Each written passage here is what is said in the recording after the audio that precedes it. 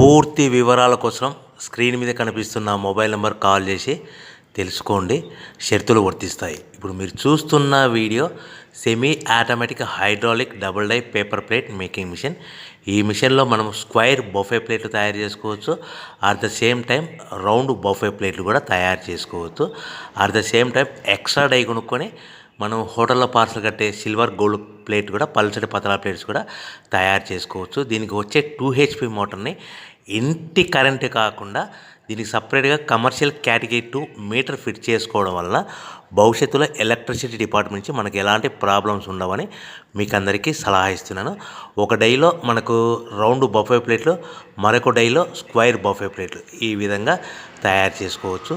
So మనకు square buffet plate అయినా round buffet plate అయినా నిమిషానికి ఒక్కొక్క డై మీద 5 నుంచి 10 ప్లేట్లు తయారు చేసుకోవచ్చు. అది కూడా ఆపరేటింగ్ చేసే ఆపరేటర్ మీద ఆధారపడి ఉంటుంది.